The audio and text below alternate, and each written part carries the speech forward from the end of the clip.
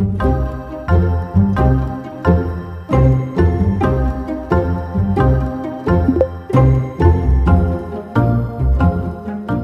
kind of have to live into the same age that they are, or close to the age of the main characters, in order to kind of have the right perspective on life, because you do change your perspective as you grow older.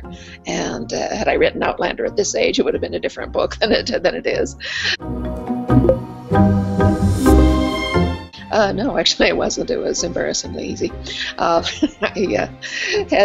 wrote Outlander, as you probably know, for practice in order to learn how to write a book. But assorted things happened. I got an agent before I had finished writing the book. And when I did finish, I sent it to him. And I said, well, as I've been finishing up, I get the feeling that there's more to this story, but I thought I should stop while I could still lift it, because it was rather large. And I said, but if anyone's interested, you can tell them that there's more. And so he sent it out to 5 editors who he thought might like it, and within 4 days, 3 of them had called back with offers to buy it. So he negotiated amongst them, emerged with a 3-book contract, and being I was a novelist. I've been reading, for more than 50 years. I like everything, so I just used any device that seemed good. Consequently, let's see, the only thing I have not seen my books sold as is westerns and poetry, I think, but I have seen them sold as literature, history. No, I should say historical fiction, regular fiction, historical nonfiction, science fiction, fantasy. Let's see, mystery, romance, military history. This is true. Several of my books are sold by the Military History Book Club. Gay and lesbian fiction, and horror.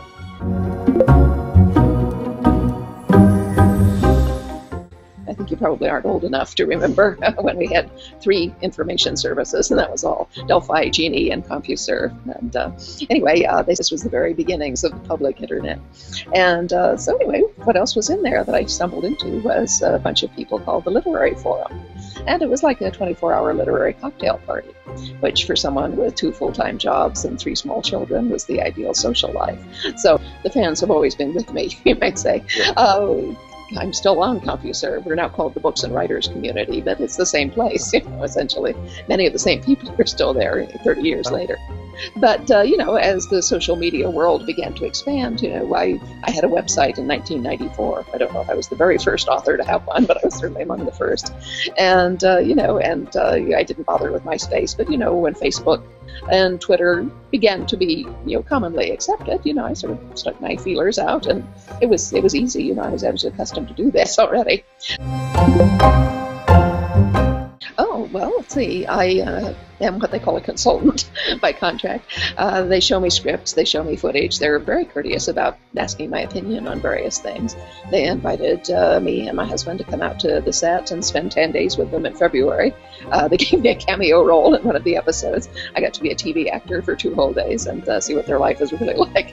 As I said to Sam Ewan afterward, I said, well, now I know what it's like. I said, it's indentured servitude is what it is. And he laughed and said, that's exactly what it is. But anyway, fascinating. So anyway, the answer is they've involved me to an amazing extent. I didn't expect anything like this.